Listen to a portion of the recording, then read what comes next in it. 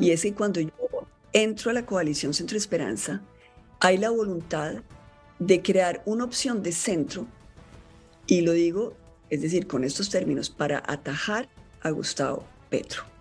Es decir, lo que se veía era que eh, una, un candidato que pasara a segunda vuelta, que fuera avalado por el uribismo, era matemáticamente la victoria de Gustavo Petro.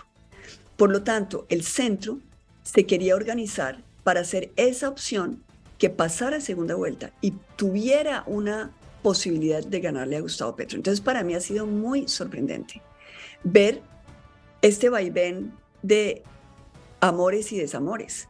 Es decir, después de que todos es decir, realmente un, eh, una oposición muy, muy fuerte a Gustavo Petro. Yo quiero recordarles a ustedes que estando en el debate que hicimos con Semana y El Tiempo, el primer debate, donde denuncio lo de Alejandro Gaviria y las maquinarias que tratan de llegar, también es la primera vez que digo que el pacto histórico es un pacto con el diablo. Eso era la visión que se tenía en la coalición Centro Esperanza. La razón por la cual había una coalición era porque había realmente una oposición muy fuerte a la opción de un Gustavo Petro que ya se había aliado con gente muy cuestionada de las maquinarias. Quiero recordarles que no solamente se da la pelea de Alejandro Gaviria con César Gaviria, razón por la cual Alejandro Gaviria entra a la coalición Centro Esperanza, sino que después se dan los coqueteos de Gustavo Petro con César Gaviria, en que César Gaviria va a entrar al pacto histórico. Entonces, era obvio que ahí había en esa coalición personas que no estaban de acuerdo con que la persona que fuera a ganar las elecciones estuviera comprometida con esas maquinarias, porque se repetía esto constantemente: la manera como se llega al poder define qué se hace con el poder. Lo que se quería decir con esto, que lo dijimos todos, era que si uno llega con maquinarias, uno llega a repartir los recursos públicos, a despilfarrar el erario. Pero si uno llega libre de maquinarias, con voto de opinión, con un compromiso con la gente, pues uno llega a cumplirle a la gente.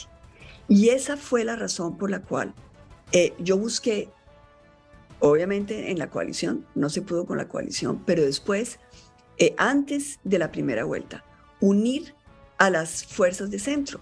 Y yo estuve durante muchas semanas hablando de que teníamos que unirnos, que era necesario pasar a una segunda vuelta eh, para poder derrotar a Petro. Entonces, esa era la razón de estas coaliciones, la razón del centro. Mi unión con Rodolfo Hernández se da porque Rodolfo Hernández es el único que puede derrotar a Petro y es el que pasa a segunda vuelta.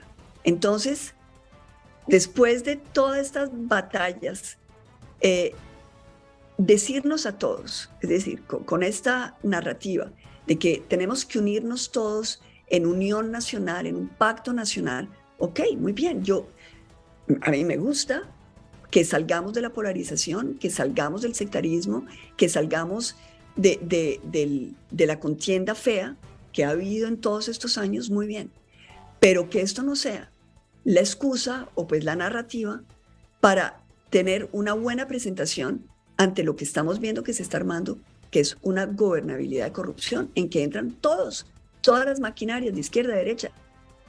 ¿Por qué es necesario tener una oposición de centro? Pues porque el centro fue el que pasó a segunda vuelta. El centro fue el que le hizo la oposición a Gustavo Petro.